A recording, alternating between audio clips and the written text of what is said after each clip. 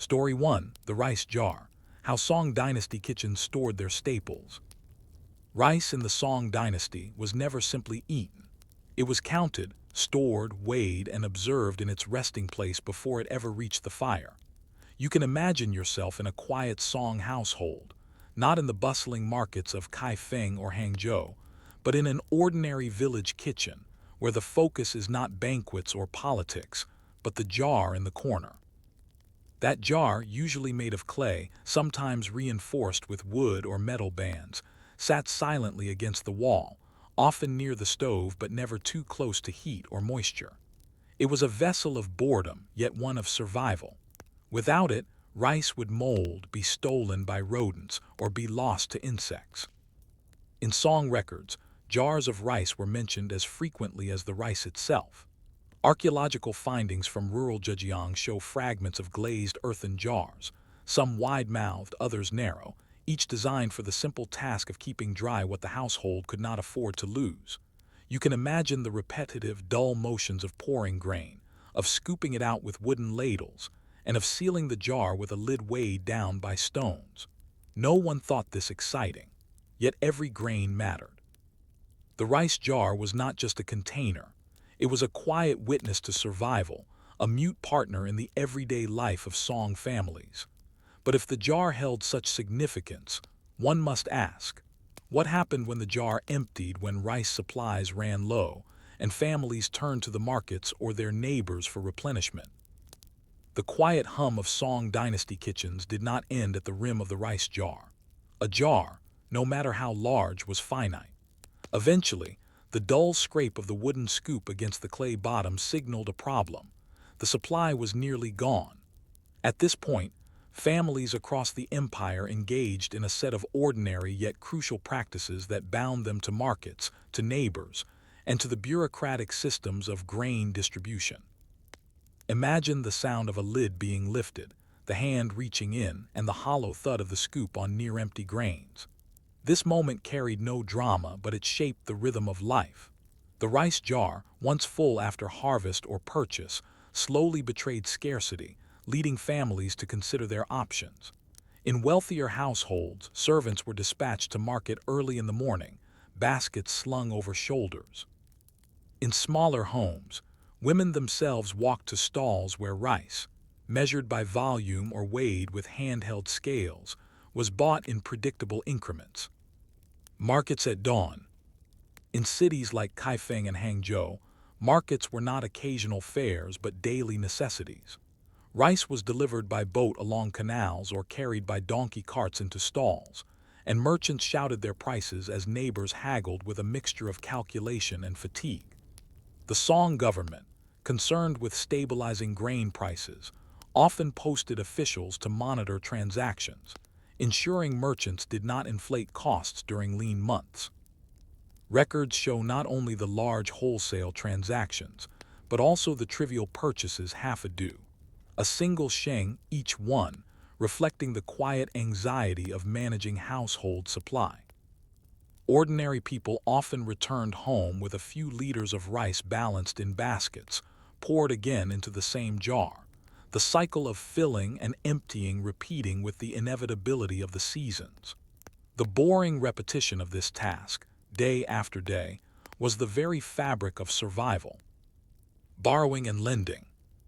Not everyone could reach the markets in time or afford the fluctuating prices. In villages, borrowing from neighbors was common, often recorded in makeshift tallies or remembered with trust. A woman might visit her neighbor's kitchen, glance at their rice jar, and quietly ask for a scoop to last until the next morning. These debts, though small, accumulated into webs of obligation.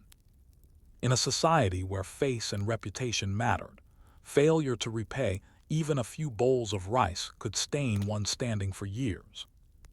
Rice jars, in this way, were not only personal storage but nodes in a community network of survival. They testified not only to private scarcity, but also to the bonds sometimes fraying, sometimes strengthening between households. Government stores and grain relief. Beyond neighbors and markets lay the heavy hand of the state. The Song government, attentive to famine and social unrest, maintained granaries stocked with rice and other grains. When shortages struck, officials announced relief distributions. Families lined up, bowls and baskets in hand, to receive allocations that would temporarily refill their jars. These distributions, however, were slow and bureaucratic. Ledgers were filled with names, weights, and household counts. Clerks meticulously noted how much each family received. For the common person, this meant hours of waiting, followed by the dull plodding back home with heavy loads. Once again, the jar in the kitchen swallowed the grain, its silence concealing the long chain of labor, taxation, and administration that had placed those grains within it. Psychological weight of emptiness. An empty rice jar carried symbolic weight. In literature, poets used the image of a bottom-scraped jar to evoke poverty, failure, or the bitterness of hard times. Farmers wrote of the anxiety caused not by famine itself, but by the slow dwindling of supply, the visible measure of survival running down with each meal. Even in wealthy households, an empty jar was considered a poor omen, an image of negligence or mismanagement. Thus, keeping the jar at least partially filled was more than a practical task. It was a psychological reassurance, a visual proof that the family would eat tomorrow. The scrape of the scoop against the last grains was not only an auditory marker of scarcity, but a reminder of vulnerability in a world where weather, trade, and politics could shift suddenly. Rice flow across space. Behind each jar lay a vast geography of movement. Rice grown in the fertile fields of the Yangtze Delta traveled by river, canal, and cart to urban kitchens hundreds of miles away. Each household jar, no matter how small, was linked to barges on the Grand Canal, to warehouses along riverbanks, and to merchant guilds negotiating prices. What seemed like a simple refill was actually the final step in a logistical chain stretching across the empire. Ordinary people rarely thought of this. To them, the act of pouring rice into a jar was mundane, repetitive, and boring. Yet historians can trace in these quiet acts the entire machinery of Song economy and statecraft. If Section 1 showed the jar as a vessel, and Section 2 revealed it as a marker of scarcity and social connection, then Section 3 must settle into the everyday monotony of how rice was measured, prepared, and consumed. This is where the jar's presence was felt most intimately, in the daily motions of scooping, washing, cooking, and rationing motions that were rarely recorded in dramatic chronicles, but which filled the silent background of the Song Dynasty's prosperity. Measuring the grain. Measurement in the Song period was both a technical and social act. The basic units were the du, about 10 liters, and the smaller sheng, roughly 1 liter. Each household, however, relied on local containers, wooden ladles, bamboo scoops, or clay cups that became their personal measuring tools. In wealthy homes, servants might measure with precision, keeping detailed notes in household account books. For most, it was an embodied practice. 1 scoop for the family meal, 2 for guests, half a scoop reserved for the morning porridge. These measurements were rarely written down but were stored in memory and muscle, passed from mothers to daughters, and embedded in the rhythm of life. To measure was also to ration. Families knew how many scoops remained in the jar, how many days those scoops might last, and how carefully they must be allocated if unexpected visitors arrived. This quiet mathematics, counting grain against days, was the true economy of the home. Washing and preparing. Before rice could be cooked, it had to be washed. Archaeological studies of Song kitchens reveal water basins near storage areas, used for rinsing away husks, dust, and insects. The water ran milky with starch, poured out onto the ground or sometimes saved for animal feed. Washing was a repetitive act, often done several times a day. The same cold water splashed over pale grains, the same dull swishing sound as hands stirred the rice in shallow bowls. The washing had symbolic meaning as well. Clean rice reflected a well-ordered household. Neglect in this task could be seen as laziness or poverty. Even here in the mundane, there was judgment. Cooking, the hearth as center. The stove, fueled by wood or charcoal, stood close to the rice jar, and cooking rice became a precise balance of time and fire. Unlike modern electric rice cookers, Song kitchens required constant attention. Too little water and the rice burned. Too much, and it became porridge when porridge was not intended. Many households favored thin rice gruel over firm, fluffy grains. This was not only a taste preference but also a survival strategy. Porridge stretched rice further, filling bowls with more liquid and fewer grains. For poor families, this was essential. For wealthy families, porridge was often the breakfast dish, gentle on the stomach and easy to digest. Each meal repeated the same steps: measuring, washing, cooking, and serving. Day after day, season after season, the jar emptied at the same slow pace, filled again at intervals, and emptied once more. Rituals of serving. The rice bowl itself carried weight.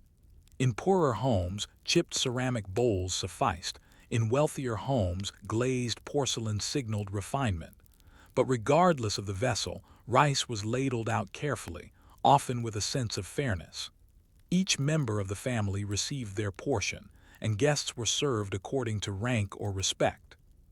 In some regions, it was common to place the rice jar or a smaller vessel of cooked rice on the ancestral altar, offering the first portion to the spirits before the living.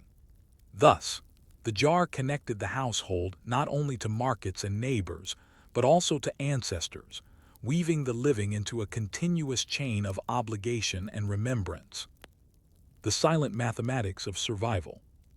When historians describe the Song Dynasty as prosperous, with population growth, commercial expansion, and urban culture, this prosperity rested on millions of rice jars. Each jar represented countless calculations: how many scoops could be spared, how much water should be added, how long the supply would last until the next harvest or market trip. This was not exciting history. It was tedious, repetitive, and almost invisible. Yet, without these acts of daily arithmetic, the grandeur of song art, poetry, and science could not have flourished. Rice jars were silent accountants, tallying survival in scoops and bowls. The jar as symbol. By the late Song, the rice jar appeared in poetry, paintings, and proverbs as a symbol of both abundance and scarcity. A full jar meant stability, an empty one, disorder. Even officials compared state granaries to rice jars, warning emperors that an empire is strong only when its jars are full. In this way, the humble household vessel mirrored the empire itself, vulnerable to drought, dependent on trade, yet always essential. And so the rice jar clay, wood, and dust was more than storage. It was a marker of survival, scarcity, ritual, and economy. It measured not only grain but also time, anxiety, and resilience. From the clatter of scoops at dawn to the silence of emptiness at night, it anchored the household. When we think of history, we often imagine emperors and battles. Yet perhaps it is these jars, filled and emptied in endless cycles, that tell us more about the persistence of ordinary life. For in their quiet presence, they remind us that history was lived not in moments of drama, but in the slow and steady act of keeping grain safe, counted, and cooked. Story 2. Salt, soy, and fermentation. Everyday preservation in Song households. When you imagine a Song Dynasty kitchen, your mind might go first to steaming bowls of rice, but rice alone was never enough. Preservation, keeping food from spoiling, was the quiet work that sustained daily life. In the damp climate of the Yangtze Delta and the humid air of southern cities like Hangzhou, rot was a constant enemy. Households, rich and poor, turned to salt, soy, and fermentation as everyday strategies. These were not glamorous arts. They involved barrels, brine, waiting, and the dull patience of time. Yet without them, survival was fragile. Salt, the universal preserver. Salt was the first line of defense. Crystals scraped from coastal flats or boiled from inland brines were essential to the kitchen. Households kept salt not only for flavor but for preservation. Vegetables, cabbages, radishes, mustard greens were packed with salt to leach out water and prevent decay. Fish, too, were salted, then dried, hung from beams where the smell lingered in kitchens and alleys alike. In song records, salt was a state monopoly, tightly controlled, taxed, and distributed. Ordinary people felt its weight in both price and necessity. Families who could afford it salted generously, filling jars with briny vegetables to last through seasons. Poorer households stretched small amounts, using more vinegar or sun-drying as substitutes. Salt was so central that its presence or absence determined not only meals but also political unrest. In times of shortage, riots erupted. Yet in the quiet of the kitchen, it was simply sprinkled, rubbed, or dissolved, an act both tedious and life-saving. Soy more than a sauce. Soybeans, ubiquitous in Song agriculture, offered another solution. Through fermentation, they became soy sauce, soybean paste, and tofu foods and condiments that lasted longer than fresh beans. Making soy sauce was an art of waiting. Beans soaked, steamed, mixed with wheat, inoculated with mold, and left in clay jars to ferment under the sun. The process could take months. Families kept these jars outside their kitchens, sometimes lining rooftops with fermenting pots. The smell, pungent, earthy, sometimes overwhelming, became part of daily life. For wealthier households, buying pre-made sauce was an option, available in markets where merchants specialized in condiments. For others, making it themselves was a slow, repetitive, and sometimes frustrating process. Yet once finished, the sauce flavored countless meals, turning plain rice and vegetables into something sustaining. Soy products were not just condiments but staples of preservation. Bean paste, thick and salty, could be stored in jars for months, scooped out little by little to season dishes or serve as a protein source when meat was scarce. Fermentation, the long wait. Beyond soy, fermentation extended to vinegar, pickles, and alcoholic brews. Rice vinegar was common in kitchens, produced by fermenting rice wine into a sour liquid that preserved vegetables and balanced flavors. Pickling, too, became routine. Vegetables submerged in brine or vinegar, sealed away in jars, and left to change slowly over weeks. Brewing rice wine, often done at home, was not only for drinking but also for cooking and preservation. Women oversaw these processes, monitoring the smells and colors of jars, judging by experience when something was ready or when it had spoiled. The patience required was immense. There was no rushing fermentation. There was only waiting, sometimes for months, sometimes for seasons. These jars, whether filled with soy, vinegar, or pickles, lined the quiet corners of kitchens, silent companions to the rice jar. Together, they created a landscape of clay and wood containers, each holding its own secret transformation. Preservation as boredom and necessity. For modern readers, these methods may seem curious or even romantic, but for Song families, they were ordinary, repetitive tasks. Salting vegetables, stirring fermenting beans, sealing jars, checking for mold, these were as common as sweeping floors or fetching water.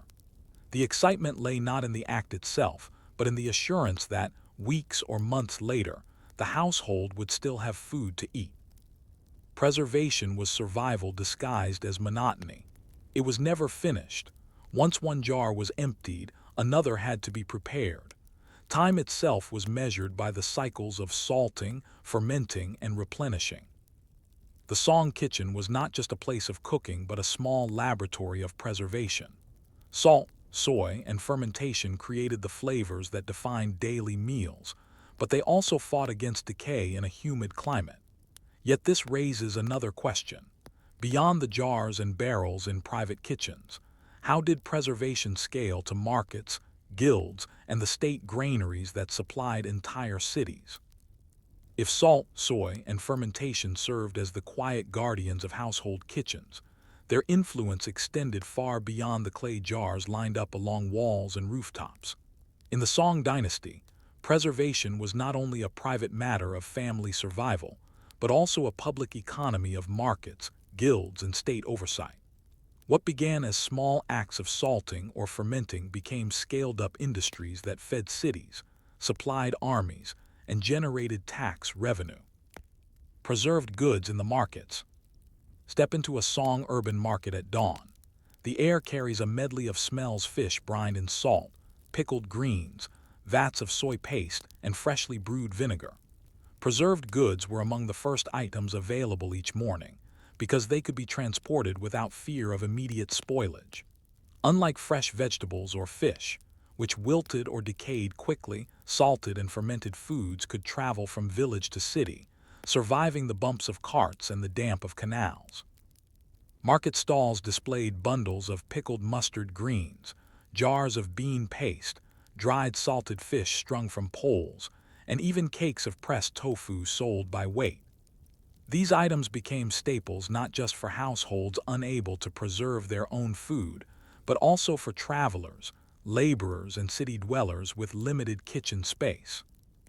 The visual monotony of market stalls, row upon row of jars and bundles, masked the complexity of supply chains behind them.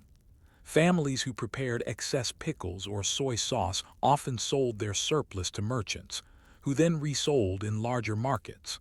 What was once a domestic act of survival became, at scale, a commercial good. Guilds and specialization. As markets expanded, guilds emerged to regulate the production and sale of preserved foods. In cities like Kaifeng, specialized groups of merchants sold soy sauce, tofu, and salted fish. Guild records, preserved in fragments, reveal strict rules about quality, measurement, and fair pricing. Members agreed on when and how goods could be sold, and guild leaders often mediated disputes. This specialization meant that urban families could rely less on home preservation. Instead of fermenting soybeans themselves, they might purchase ready-made sauces from merchants. Still, wealthier families often kept their own fermenting jars, preferring the taste and control of homemade varieties. The coexistence of private and public preservation created a layered system of food security. Some jars sat quietly at home, others lined the shelves of market shops, and still more filled storage rooms of guild warehouses. The role of salt in state power. Preservation also intersected with the power of the state. Salt, as a government monopoly, became one of the most heavily taxed commodities in the empire. The Song Dynasty maintained strict control over salt production and distribution, since its universal necessity ensured steady revenue. Families purchasing salt for preservation were indirectly funding the state. In times of war or economic stress, salt revenues helped finance armies and infrastructure. This meant that every jar of pickles or salted fish in a kitchen carried a trace of the imperial treasury. Preservation was not merely domestic drudgery, it was tied to taxation, governance, and politics. Supplying armies and workers. At a larger scale, preserved foods sustained armies and construction projects. Soldiers could not rely on fresh supplies during campaigns. Instead, they carried salted fish, dried vegetables, and compressed soy cakes. Records describe shipments of preserved goods sent from coastal towns inland, their arrival marked by ledgers of weights and tallies. Similarly, workers building city walls or repairing canals relied on preserved rations. Pickled vegetables, transported in barrels, provided sustenance when fresh supplies were scarce.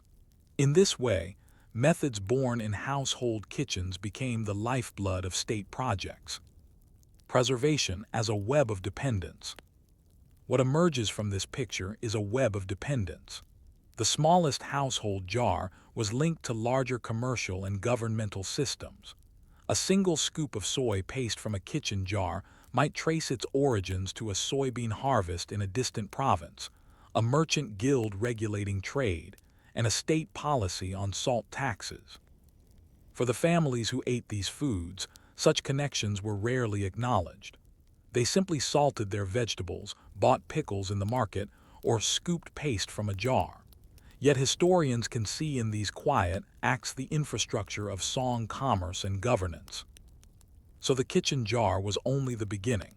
Beyond it lay the market stalls, guilds, and state monopolies that turned preservation into an economy of scale. But if preserved foods kept households and armies alive, how were these flavors experienced?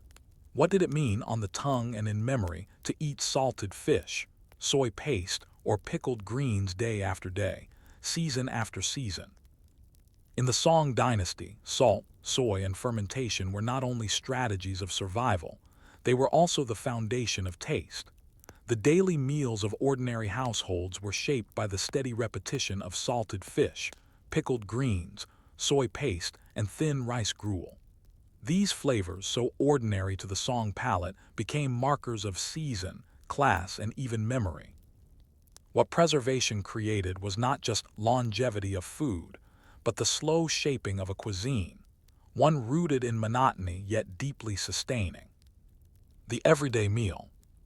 A typical Song family meal was simple: a bowl of rice or porridge, accompanied by one or two side dishes. These side dishes were often preserved foods. Pickled mustard greens added sharpness, soy paste lent salt and depth, and a small strip of salted fish brought a rare taste of the sea to inland tables. For poorer families, preserved vegetables might be the only accompaniment, their sour tang balancing the blandness of porridge. For wealthier households, preserved foods became complements rather than staples, placed alongside fresh meats, seasonal greens, and delicacies. Yet regardless of class, the taste of preservation was constant, lingering in kitchens across the empire. Flavor as memory. Preserved foods carried memory in ways fresh foods could not. A jar of pickled vegetables prepared in autumn would be eaten in the cold days of winter, carrying the taste of past harvests. Soy paste, fermented for months, embodied the patience of waiting and the cycles of seasons. Families associated certain flavors with times of year: the briny bite of salted radish in spring, the mellow depth of soy sauce in summer, the sour tang of vinegar pickles in winter. Children grew up with these tastes, and in adulthood they carried them as markers of home. A soldier stationed far from his village might taste a familiar pickle and be transported back to his family kitchen. In this way, preserved foods became carriers of identity, linking individuals to households and regions. Class and status through flavor. Though preservation was universal, its application reflected status. The poor relied heavily on pickles and salted vegetables, eating them daily with porridge. Wealthy families, while using the same techniques, enjoyed greater variety. Their jars might contain fine soy sauces, aged vinegars, or delicately flavored pickles infused with ginger or pepper. Banquets at the imperial court even featured preserved foods, though prepared with refinement: salted fish carefully arranged. Pickled plums served as palate cleansers. The same processes that filled peasant jars also flavored aristocratic tables, but the experience differed in presentation, context, and abundance. Preservation as monotony. Despite these differences, the underlying truth was monotony. Day after day, families salted, stirred, and scooped.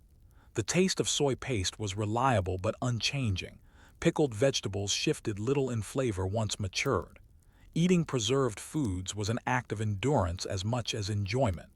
People lived within a narrow band of tastes, broken occasionally by seasonal freshness or rare luxuries. This monotony, however, was stabilizing. In a world where drought, flood, or war could disrupt supply, preserved foods offered certainty. They were boring, yes, but predictably so, and in that predictability lay security. Preservation and medicine. Song medical texts also acknowledged preserved foods. Salted items were believed to balance the body's humors, vinegar to cleanse and aid digestion, and soy products to strengthen the stomach. Physicians cautioned against excess salt, but recognized the necessity of these flavors in everyday diets. Thus, the taste of preservation was not only culinary but also medicinal, woven into theories of health. The silent legacy. Looking back, the quiet art of preservation shaped Chinese cuisine far beyond the Song Dynasty. Soy sauce, tofu, pickled vegetables, and vinegar became enduring features of Chinese foodways. The daily monotony of jars in Song kitchens echoed forward into modern tastes, where these condiments remained staples. But in their original setting, they were simply the background to survival. Jars sealed with clay, barrels sweating in courtyards, vegetables submerged in brine, and families eating the same flavors again and again. Salt, soy, and fermentation preserved more than food. They preserved stability, identity, and memory in the Song world. Through their dull patience, families endured hunger, seasons, and scarcity. The jars in their kitchens stood as quiet bulwarks against decay, carrying the empire through its ordinary days. When we think of history's flavors, we might imagine banquets or feasts. Yet it is these preserved tastes, salty, sour, monotonous, that shape the lived experience of millions. And so the taste of the Song dynasty was not a fleeting delicacy, but the slow persistence of jars lined up in silence, waiting to be opened. Story 3. The Bureaucrat's Grain Ledger, Rice Taxes and Endless Records. If the rice jar was the measure of the household, then the ledger was the measure of the empire. The Song dynasty, celebrated for its cultural achievements, was also a state of paperwork. Farmers across the empire owed grain taxes, collected in rice, recorded with exacting detail in government registers. These were not dramatic stories of rebellion or conquest, but of clerks hunched over desks, writing characters in neat lines, tallying up scoops and sacks of grain. Boring, yes, but in this monotony lay the empire's strength. The arrival of tax rice. Each year after the harvest, peasants brought their share of rice to collection points. Some trudged with baskets on poles, others with carts or boats if they lived near rivers. Upon arrival, the rice was weighed, measured, and poured into government granaries. The process was slow and tedious, involving multiple checks to ensure accuracy. Officials did not simply trust a farmer's word. Scales were adjusted, containers inspected, and disputes sometimes erupted over a few sheng of grain. What for the farmer was a loss of meals, for the state was a matter of principle. Order depended on precision. The bureaucrat at his desk. Behind these transactions sat the bureaucrat, quill in hand, brush dipped in ink. His task was not glamorous. He copied names, amounts, dates, and locations into ledgers. Each entry was a line of survival turned into abstraction. To him, rice was not food but numbers. 5 due, 7 due, 12 due owed. Pages filled with black ink, stacked into bundles, stored in archives. For the clerks, the work was repetitive day after day of writing, checking, and stamping. Yet the Song state prided itself on this bureaucracy. Efficiency and detail were seen as marks of good governance. A diligent scribe might never leave his office, yet his labor held together the fiscal skeleton of the dynasty. Ledgers as surveillance. Rice taxes were more than revenue, they were a form of surveillance. By tracking grain, the state tracked households. Each family's output, obligations, and arrears were noted. A missing entry raised suspicion. A reduction required justification. In this way, the rice ledger became a mirror of the population. Villages were defined by their tax quotas, and even individual households were identified in official documents by the amount of grain they owed. In a sense, people themselves became their rice numbers. The physical ledgers. Archaeological finds and song texts describe the ledgers, bound with string, written on paper or bamboo slips, stored in government offices. Some were enormous, stretching across dozens of pages to record entire prefectures. They were kept in wooden chests, labeled by year and district and guarded carefully. For modern historians, these ledgers are both treasure and frustration. They reveal details of taxation, prices, and population, but rarely the lives behind the numbers. They are silent about hunger, complaint, or joy, focusing only on amounts owed and amounts delivered. A world of numbers. For the ordinary farmer, the ledger was a burden, proof of obligation. For the bureaucrat, it was endless work. Yet for the state, it was life itself. Rice taxes funded soldiers, maintained canals, and paid for printing presses. Each dull entry in a ledger supported the flourishing of Song culture in art, literature, and science. Without these records, the empire would crumble.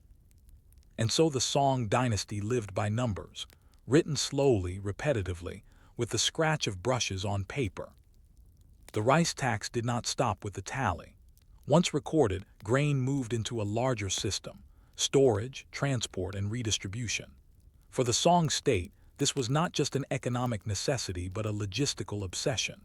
Behind the silent marks of the ledger were granaries filled with sacks, barges loaded with cargo, and armies of clerks, guards, and workers who ensured that rice moved from farmer to state, and from state to people again. The granaries. Granaries were the visible counterpart to the ledger's abstractions. Massive wooden or brick structures, sometimes raised on stone platforms to protect against moisture, loomed near administrative centers. Their construction was dull but methodical: sloped floors for drainage, small ventilation holes to reduce dampness, and watchtowers or gates to deter theft. Farmers who had delivered their tax rice rarely saw the inside of these granaries. For them, the process ended at the collection point. But for clerks, the granary was another site of calculation. Sacks were stacked, counted, and checked against ledger entries. Errors, whether from spillage, theft, or decay, were noted with bureaucratic precision. A missing sack was not just food lost but paperwork unsettled. Transport along the Grand Canal. Once stored, rice did not sit idle. Much of it traveled along the arteries of the empire, especially the Grand Canal. Barges loaded with grain sailed northward, supplying the capital, feeding soldiers stationed on frontiers, or replenishing granaries in regions struck by famine. Transporting rice was itself a bureaucratic drama. Clerks recorded weights at departure and again at arrival, comparing the two. If a boat arrived short, the boatman could be fined, accused of theft, or blamed for negligence. To prevent decay, rice was packed carefully, though damp and pests often caused unavoidable losses. Each sack carried with it not just grain but paperwork, receipts, tallies, and seals, all of which had to match. The canal, from this perspective, was less a waterway of commerce than a conveyor belt of ledgers, each transaction checked, confirmed, and inscribed in ink. Feeding the armies. Military needs consumed a large share of the tax grain. Garrisons stationed along borders depended on steady shipments of rice. Without it, soldiers deserted, rebellions sparked, or frontiers weakened. Bureaucrats in distant offices thus had to imagine not just the ink on their ledgers but the bowls of rice that sustained soldiers miles away.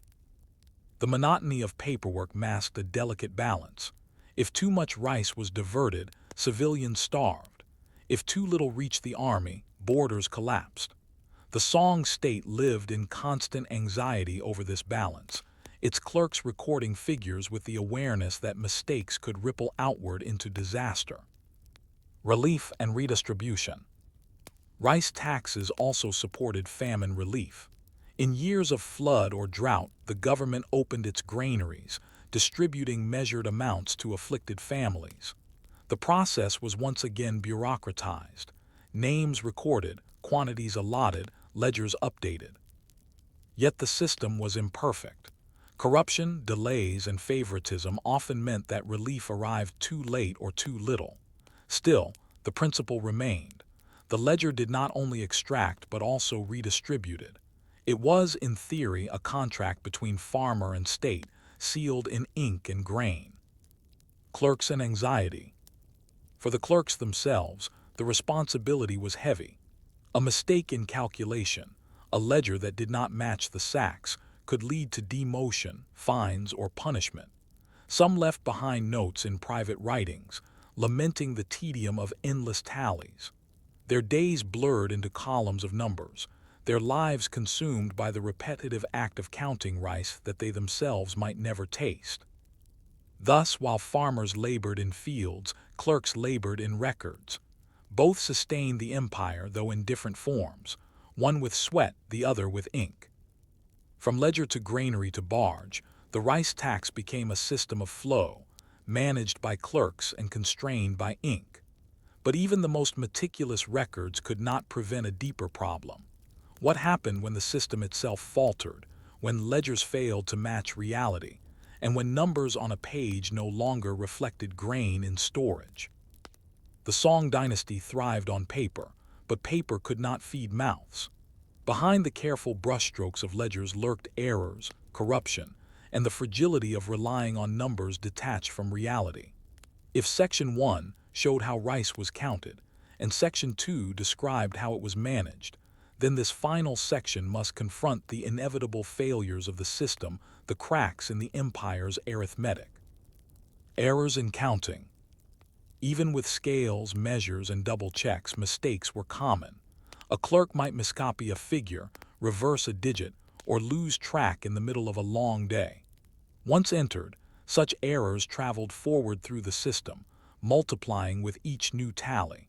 A missing sack in a village could appear as a deficit in a prefectural ledger, then as a crisis in the central archives. Because ledgers were copied and recopied by hand, discrepancies accumulated. When auditors compared books from different offices, mismatches often emerged. Too much rice on paper, too little in reality. The process of reconciliation could take months, during which time the rice itself might have already spoiled or been consumed. Corruption in the granaries. Beyond innocent errors lay deliberate corruption. Granary officials sometimes skimmed rice from sacks, replacing it with husks, sand, or spoiled grain. Others falsified ledger entries to cover theft. Villagers complained of clerks demanding bribes for favorable entries, reducing their tax burden in exchange for payment. The state issued edicts against such practices, threatening severe punishment. Yet corruption persisted, for the temptation was strong. A single sack of rice could feed a family for weeks. For a poorly paid clerk, the lure of taking a share was constant. Thus, the integrity of the ledger often depended less on ink than on the honesty of those who wrote it. The problem of spoilage. Even when records were accurate and officials honest, the physical reality of rice posed problems. Grain spoiled in damp granaries, infested by insects or gnawed by rodents. By the time a sack was needed, its contents might have turned to dust. Yet in the ledger, the numbers remained unchanged, reporting full stocks. This gap between paper and reality haunted the Song bureaucracy. Reports describe frantic efforts to reconcile records with empty bins, clerks scrambling to explain why supplies promised in ink could not be delivered in grain. The ledger preserved the illusion of abundance, but the hungry found only emptiness. Social consequences. When numbers failed, people suffered. Soldiers expected rations that never arrived. Villagers seeking famine relief found granaries bare. Riots sometimes erupted, sparked not only by hunger but by anger at the deception of records. A farmer who saw his rice taken in tax but later heard that granaries were empty understood the betrayal. The Song state's legitimacy depended on trust in its paperwork. When that trust frayed, rebellions and unrest followed. The empire discovered that the monotony of ledgers, so reliable in appearance, could become brittle in practice. The fragility of paper rule. Historians often describe the Song dynasty as a paper state. Its governance rested on written records, tax ledgers, contracts, edicts.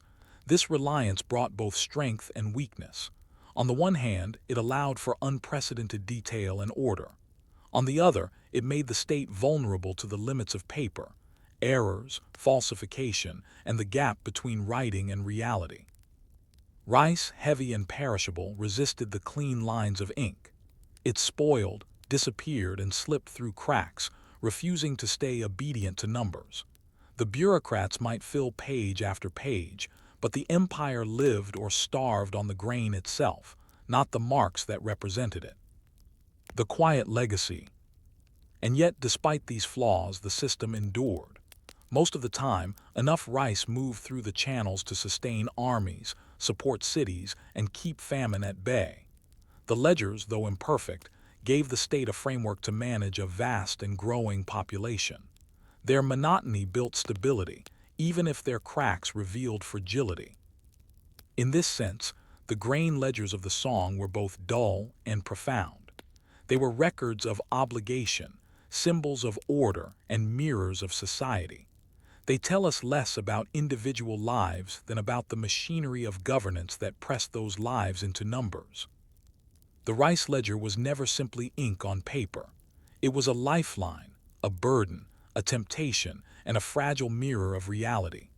Through its columns, we glimpse not just numbers but the empire's effort to impose order on hunger, chaos, and decay. And in that effort lies a lesson still relevant. Records may promise stability, but survival depends on the grain itself, the physical, perishable, stubborn reality that no amount of writing can fully control.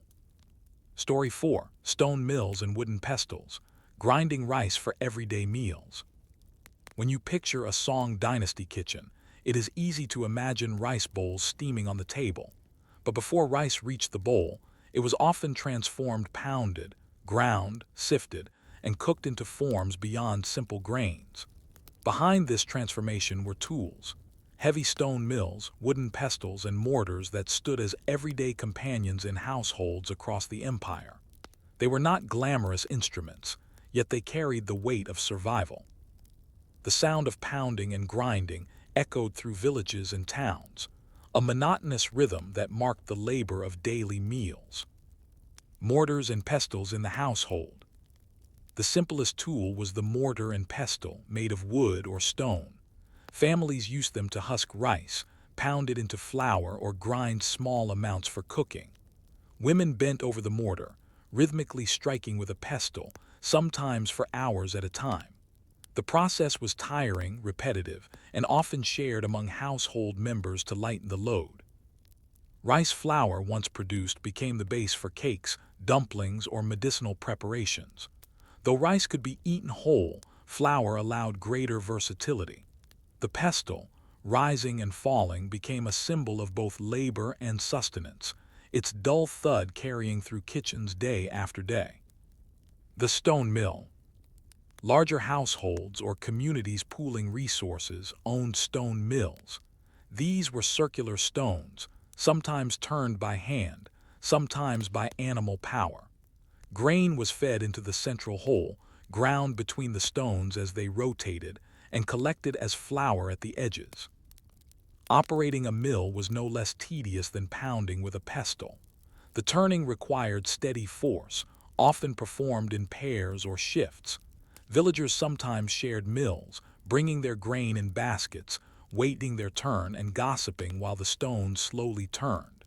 In towns, professional millers offered services, grinding rice for a fee.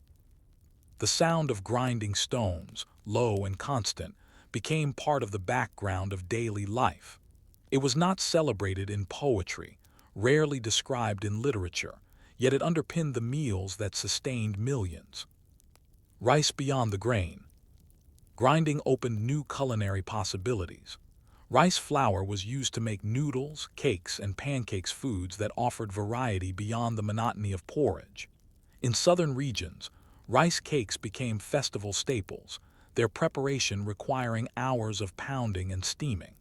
In medicinal texts, rice powder was recommended as a base for soothing foods, mixed with herbs or water for the sick. These uses remind us that the Song kitchen was not static. Though rice was central, its forms shifted through the labor of grinding and pounding. The pestle and mill were agents of transformation, turning grain into diversity. Labor and gender. The work of pounding and grinding fell largely to women, though men assisted in heavier tasks. For poor households, the absence of servants meant that wives and daughters bore the brunt of this daily burden. In wealthier homes, servants or hired workers took on the task, freeing women for other duties. Regardless of who performed the labor, the act itself was monotonous. Striking the pestle hundreds of times, turning the millstone in endless circles, these movements required endurance rather than skill. Yet without them, rice could not take on its varied forms. The rhythms of sound. Imagine a village at dusk, smoke rising from stoves, children playing in courtyards, and the steady pounding of pestles echoing across the fields. These sounds, unnoticed by their makers, created the soundtrack of ordinary life. To the historian, they speak of invisible labor, unrecorded yet essential. The pestle's thud and the millstone's grind remind us that survival was noisy in its monotony. Each strike in turn meant flour for dumplings, powder for medicine, or cakes for festivals. Without the sound of these tools, the Song diet would have been far poorer. The mortar, pestle, and mill transformed rice from grain to flour, expanding the possibilities of daily meals. Yet the tools were only half the story. How exactly did families use this flour? What recipes, festivals, and remedies emerged from the powdery labor of pounding and grinding? If Section 1 introduced the tools, Section 2 must show their purpose. How rice, once ground into flour or paste, entered the kitchen as dishes. Grinding was not an end in itself but a prelude to cooking, and the Song dynasty saw countless ways to transform rice into varied forms. These were not elaborate banquet dishes, but everyday foods and festival staples, humble, repetitive, and sustaining. Rice cakes and dumplings. One of the most common uses of rice flour was in cakes. Families steamed rice cakes in bamboo baskets, sometimes flavored with beans, nuts, or fruit when available, though often plain. These cakes, soft and filling, provided relief from the monotony of porridge. During festivals, rice flour became dumpling wrappers, stuffed with vegetables, meats, or sweet pastes. The Dragon Boat Festival was marked by zongzi sticky rice dumplings wrapped in leaves. Their preparation required hours of pounding glutinous rice into a paste, then shaping, wrapping, and steaming. The labor was immense, but the dumplings became symbols of season and ritual. Here, the pounding pestle was not merely a tool, but part of the festival's rhythm, linking households to the empire-wide calendar. Rice noodles. In southern regions, ground rice became noodles, stretched and cut into strands, boiled, and served in broths. These noodles offered a versatile alternative to wheat noodles, especially where rice dominated agriculture. Though Song texts mention them only briefly, archaeological evidence and later culinary traditions suggest their presence. The making of noodles was tedious, grinding rice into fine flour, mixing it with water, kneading, pressing, and slicing. Yet for families, the result offered variety, texture, and sustenance. Rice paste and porridge variations. Rice flour also enriched porridge. Mixed into boiling water, it thickened gruel, creating a smoother texture. Medicinal texts recommended rice paste for the sick, infants, and the elderly, praising its easy digestion. Mothers prepared bowls of rice paste for children, watching over them as they ate. The labor of pounding transformed into nourishment for the weakest members of the household. Different regions flavored porridge with preserved vegetables, soy paste, or bits of dried fish. But at its core, it was rice flour and water, a simple, monotonous combination that carried households through lean times. Cakes for rituals. Beyond daily meals, rice flour shaped ritual offerings. During ancestor worship, families often placed small rice cakes on household altars. These were not elaborate foods but plain tokens, made through the same pounding and steaming repeated daily. The act of offering rice cakes carried symbolic weight. To feed ancestors with the products of labor was to link past and present, the living and the dead. Here, the pestle's echo became part of spiritual continuity. Market and commercial uses. Rice flour was not confined to households. In towns, vendors sold prepared cakes, dumplings, and noodles, sparing families the labor of pounding. Markets became filled with the smells of steamed rice cakes and fried rice pancakes, catering to urban populations too busy or too poor to maintain their own tools. For millers and vendors, rice flour became income. The dull turning of the millstone or pounding of the pestle translated into coins. Thus, what began as monotonous labor in kitchens became part of a larger commercial economy. Recipes lost and remembered. Song cookbooks, though rare, preserve hints of rice flour recipes. They describe mixing rice powder with sesame, frying rice cakes in oil, or fermenting flour into spirits. Many details are vague, for recipes were often oral traditions. Still, the fragments remind us that the act of pounding rice was not just drudgery, but also a gateway to culinary creativity. Rice flour, born from the thud of pestles and the grind of stones, became cakes, noodles, porridges, and offerings. Yet if flour fed families and festivals, it also carried risks. How did households cope with the constant threats of spoilage, waste, and insects that plagued stored flour and the tools that produced it? Grinding rice into flour expanded the Song kitchen's possibilities, but it also introduced new problems. Unlike whole grain, which could be stored longer in jars and granaries, flour was fragile. It spoiled more quickly, absorbed moisture from the damp air, and attracted pests. The same tools that sustained families also produced waste and frustration. If Section 1 explored the labor of pounding, and Section 2 the recipes, then Section 3 must show the fragility of flour, how easily it was lost, and how carefully households managed its risks. The problem of moisture. Song China's climate, especially in the southern heartlands, was humid. Rice flour, once ground, absorbed this moisture quickly, clumping and souring. Families learned to store flour in sealed jars, sometimes lined with cloth or ash to absorb dampness. Yet even the best efforts could fail. A sudden spell of rain might ruin a week's worth of labor. A household that had spent hours pounding grain into flour would discover, days later, that their powder had turned musty. The pestil's echo, once a promise of food, became a reminder of loss. Insects and rodents. Flour also attracted insects. Weevils and beetles thrived in powdered grain, laying eggs that spoiled stores. Rats and mice, always present in villages and cities, gnawed at bags or jars, scattering powder across the floor. Song texts occasionally mention the frustration of pests in granaries and kitchens. Officials issued advice on storage, raising containers off the ground, sealing them tightly, but households faced constant battle. Children were often tasked with guarding flour jars or scaring away rodents. Even so, a family might discover, to their despair, that an entire jar had been eaten through in the night. Waste and repetition. Because flour spoiled more quickly than grain, families often ground only small amounts at a time. This meant pounding and grinding were daily chores, never finished.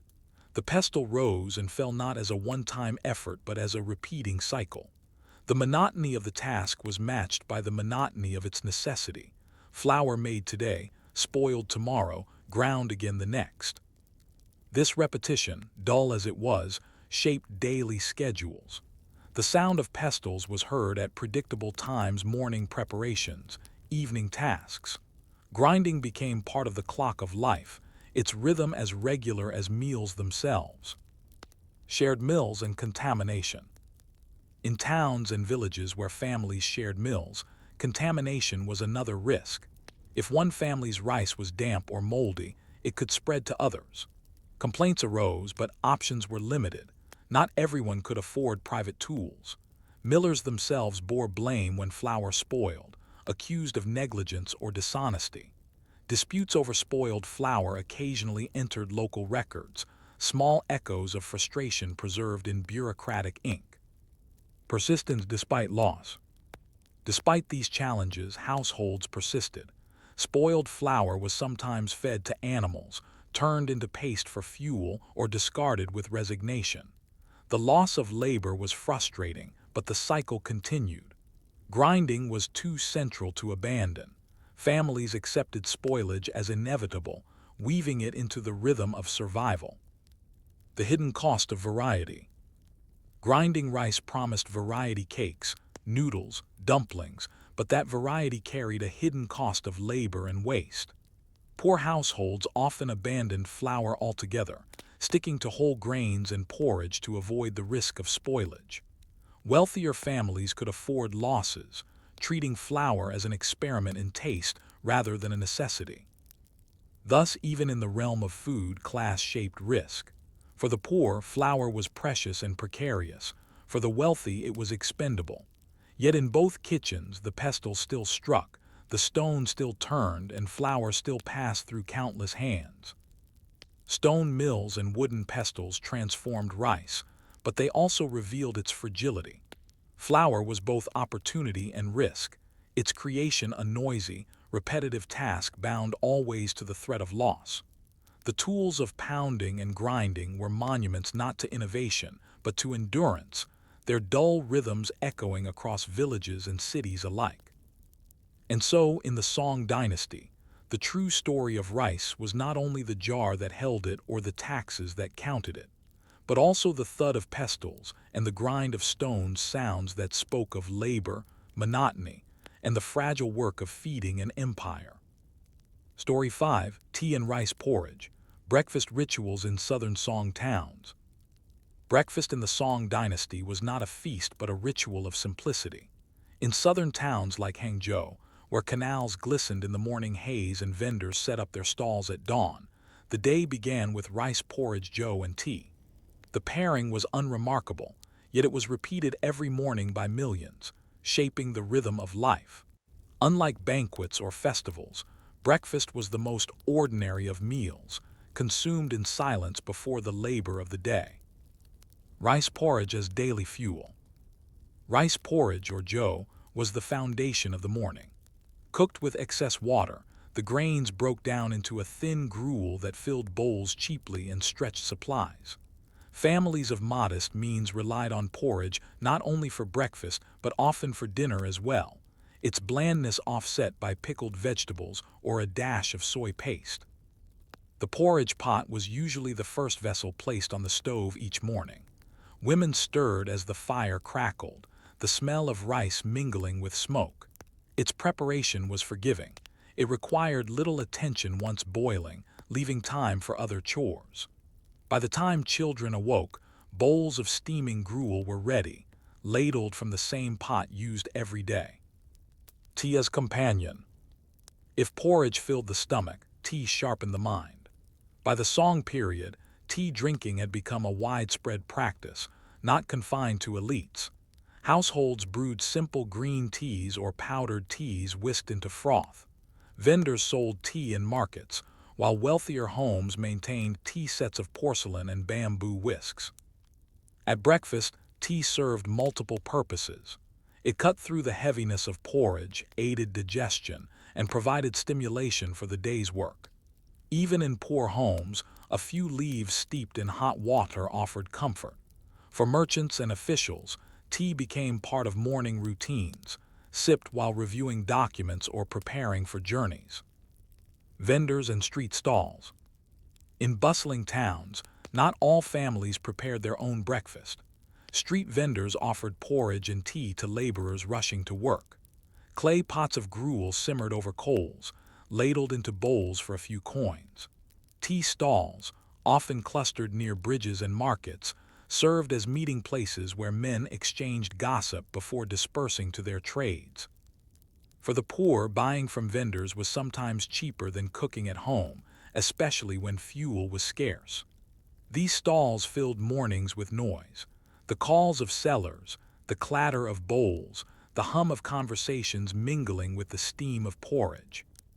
Social meanings of breakfast. Though simple, breakfast carried social meaning. Families who could serve porridge with pickled vegetables or salted fish displayed modest comfort. Wealthier households might accompany it with dumplings, fried cakes, or refined teas. But the basic pairing of porridge and tea united classes. From peasants to courtiers, all began the day with the same flavors. Children grew up with the taste of porridge as their first memory of food, and elders often returned to it in old age, when soft, digestible meals were necessary. Thus, breakfast became a cycle of life, anchoring generations in the same daily ritual. The boring repetition of mornings. Every morning repeated itself. The porridge pot simmered, the tea leaves steeped, the bowls were filled. Unlike festivals or feasts, breakfast was rarely described in poetry or records. Its very ordinariness meant it went unnoticed. Yet it was precisely this repetition that gave it weight. In Song towns, the day began not with fanfare but with porridge and tea, a quiet assurance that life continued, that work could be endured, that the empire itself rested on full stomachs. Rice porridge and tea were more than food. They were morning rituals, habits that tied individuals to family, community, and empire. But if porridge and tea fed the body at dawn, how did these simple rituals expand into social practices of leisure, conversation, and commerce as the day unfolded? Breakfast was not only nourishment, it was also a social act, spilling beyond kitchens into markets, tea houses, and workplaces. If Section 1 showed the intimate act of eating porridge and drinking tea at home, Section 2 must show how these routines shaped the public spaces of Song towns. The morning meal became a stage for commerce and community, woven into the rhythms of streets and stalls. Tea houses as morning hubs. By the Southern Song, tea houses were no longer elite retreats but everyday establishments.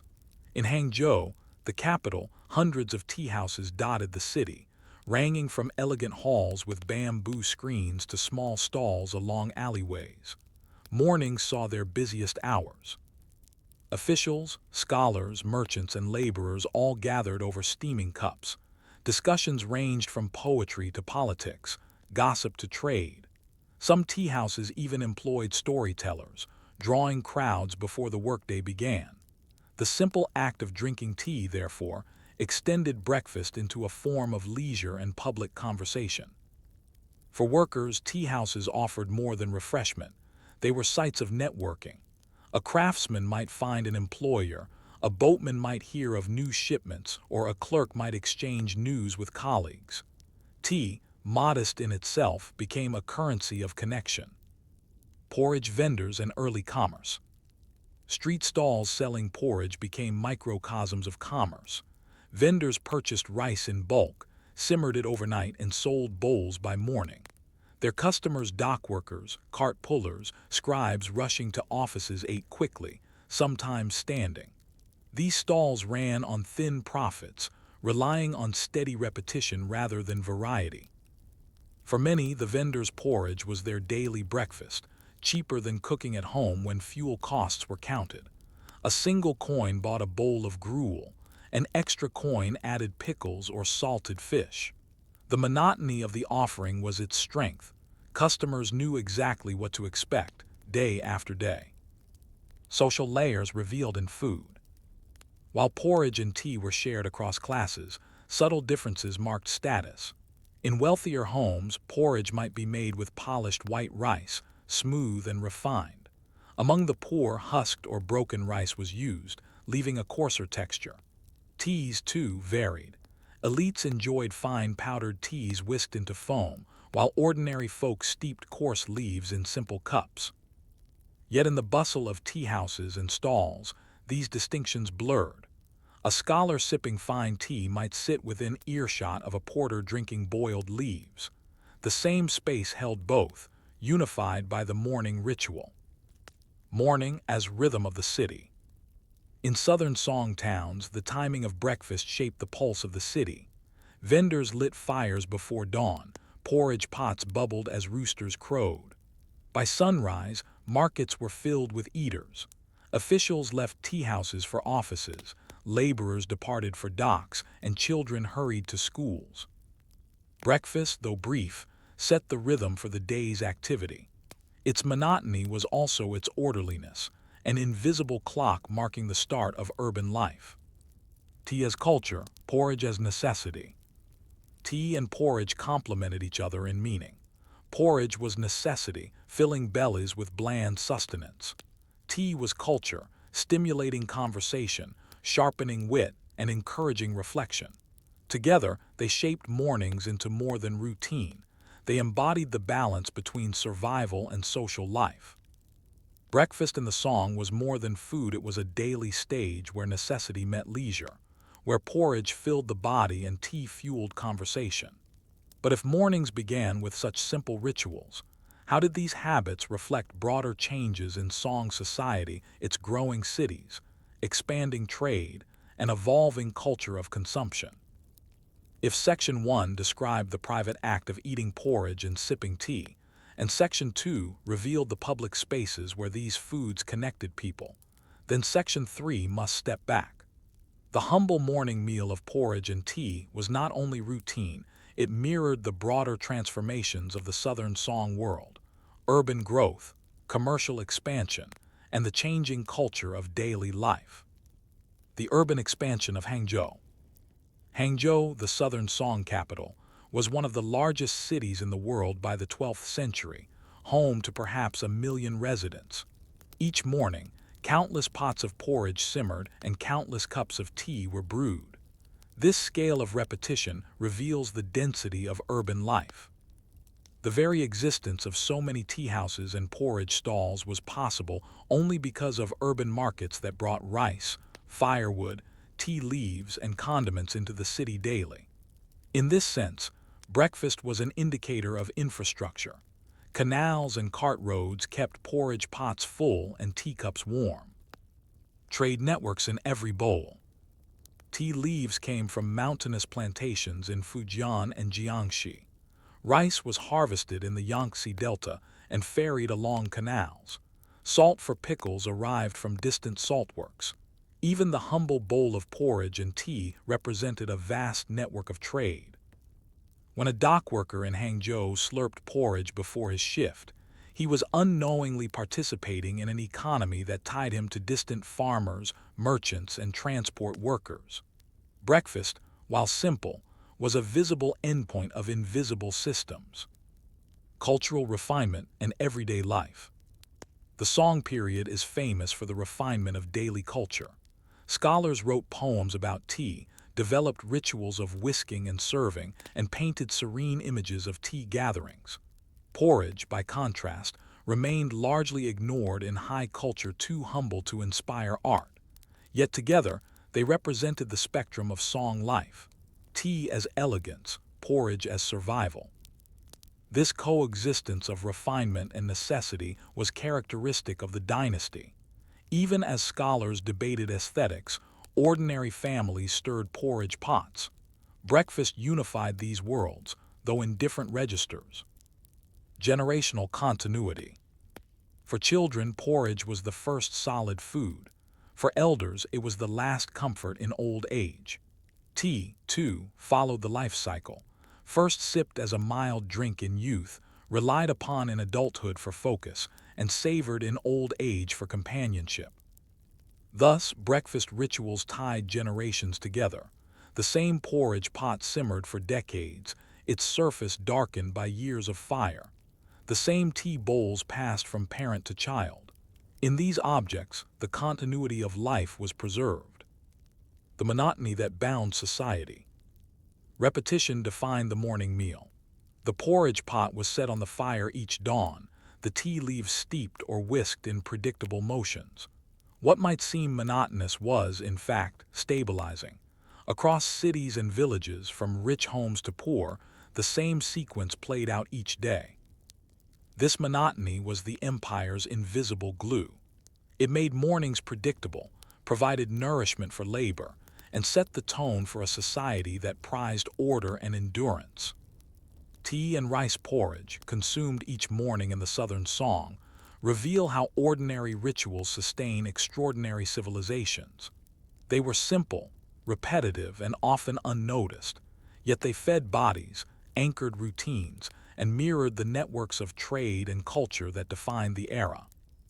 In the end, the Song world was not built only on porcelain, poetry, or commerce, but also on bowls of porridge and cups of tea. Humble breakfasts repeated millions of times, shaping the rhythm of an empire.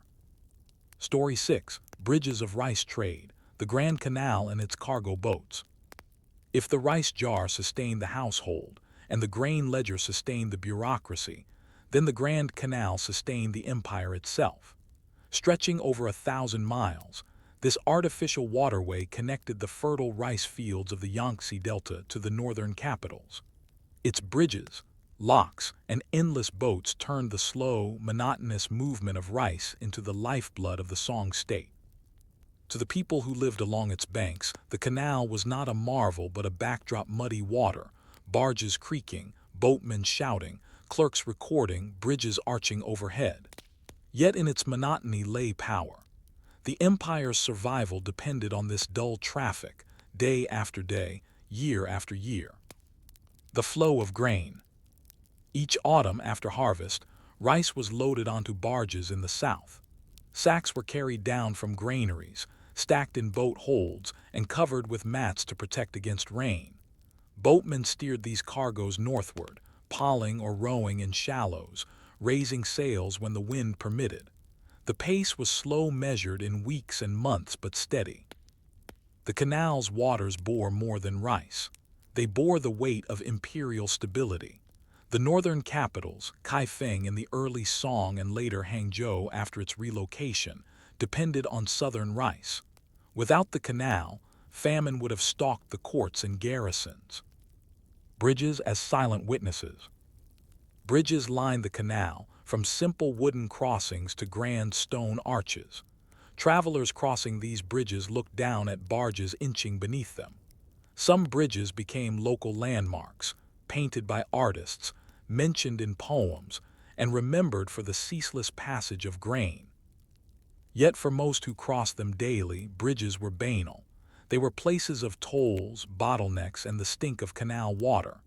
Officials stationed guards at key crossings, watching over traffic, ensuring taxes were collected and boats did not stray.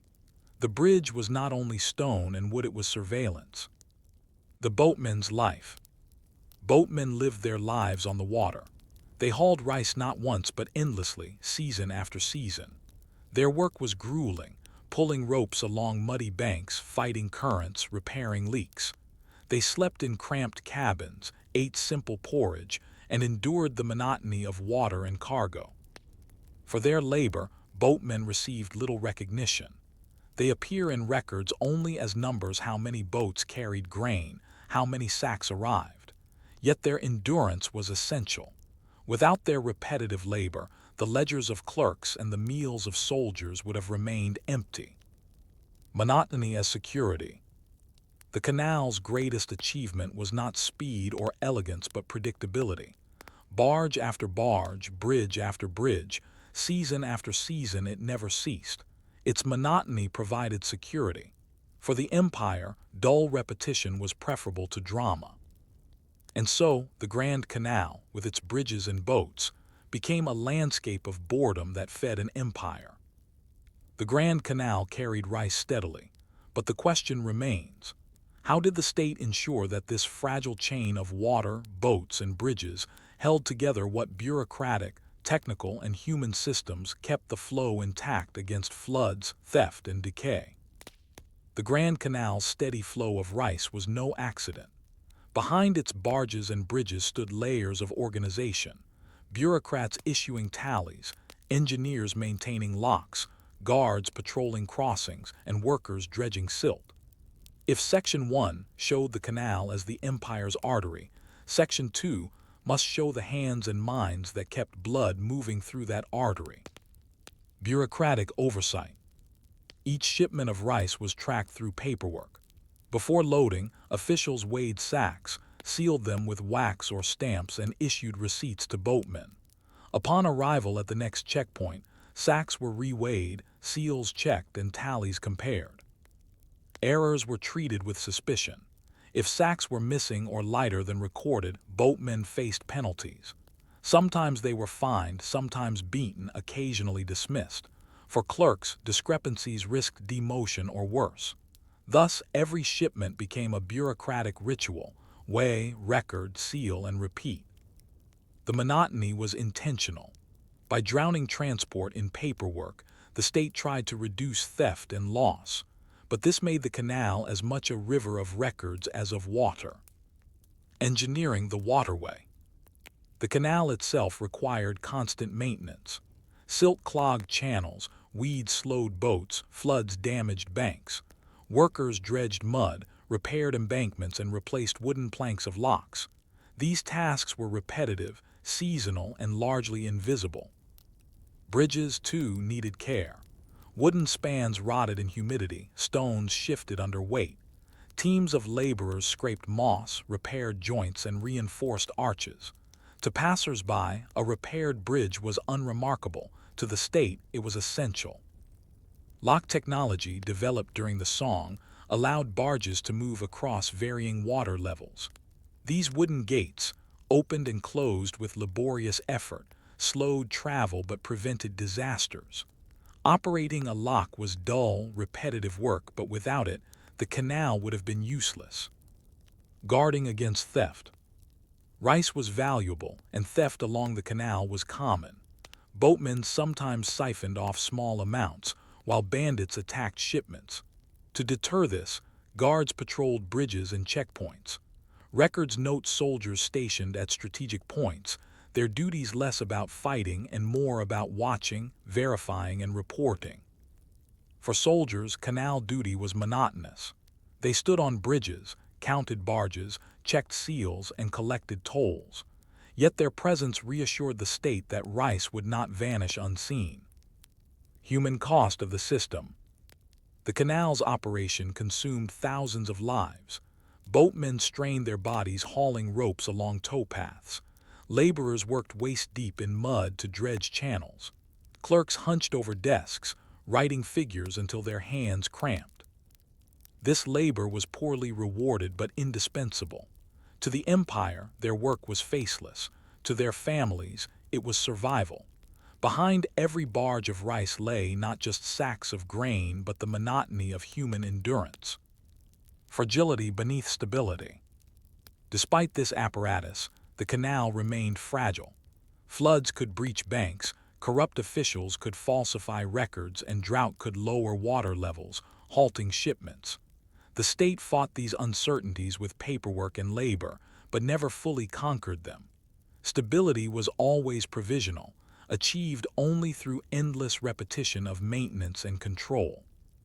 The Grand Canal's rice trade was held together by bureaucracy, engineering, and human effort, yet it remained fragile. This raises the final question. What did the rice itself mean when it finally arrived? How did the empire consume these shipments? And what social, cultural, and political meanings emerged from the endless flow of grain? After weeks of creaking barges, the rice shipments finally reached their destinations. The Grand Canal did not exist for its own sake.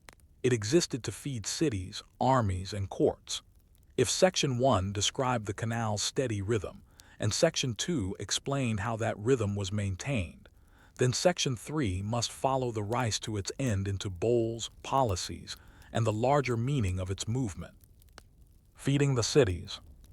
The northern capitals, especially Kaifeng before 1127, depended almost entirely on southern rice. Local harvests could not support their immense populations. Without shipments from the south, markets would empty, porridge pots would cool, and unrest would spread. When barges docked, their cargoes were unloaded into state granaries. From there, rice was sold in regulated markets at prices fixed by the government. This stabilized food costs, ensuring that city dwellers could afford daily porridge. The dull bureaucracy of ledgers and seals thus became, at last, steaming bowls of rice in kitchens and tea houses. Feeding the armies. Rice also sustained armies along the empire's borders. Garrison towns awaited their shipments, and commanders counted on grain to keep soldiers loyal. A delay in transport could lead to hunger and desertion. Thus, each barge of rice carried not just food but discipline. The empire's frontiers rested on the monotony of barges moving north. Imperial banquets and symbolism. At the highest level, rice became a symbol of abundance. Court banquets featured elaborate dishes, but beneath the luxury was the assurance that basic grain flowed steadily into the capital. Officials reassured emperors that the canal runs, therefore the state endures. Bridges, often painted in court scrolls, symbolized not only architecture but also control over the empire's lifeline.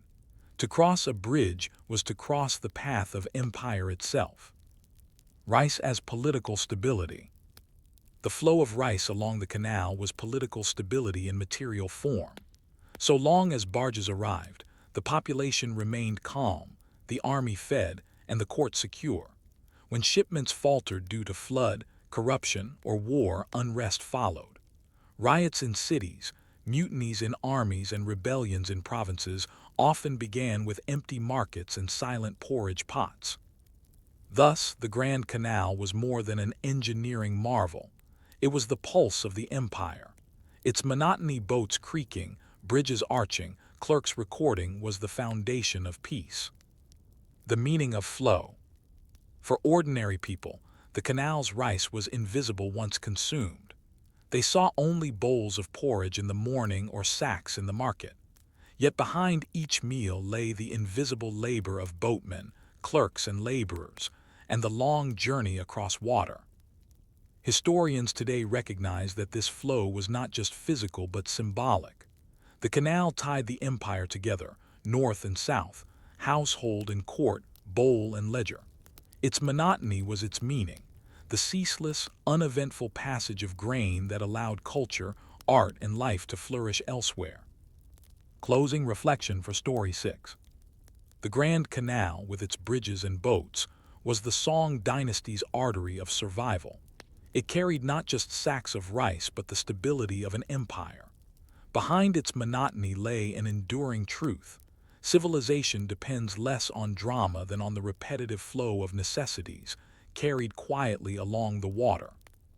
The song world, in all its poetry and commerce, rested on barges of rice slipping beneath bridges forgotten by most, yet indispensable to all.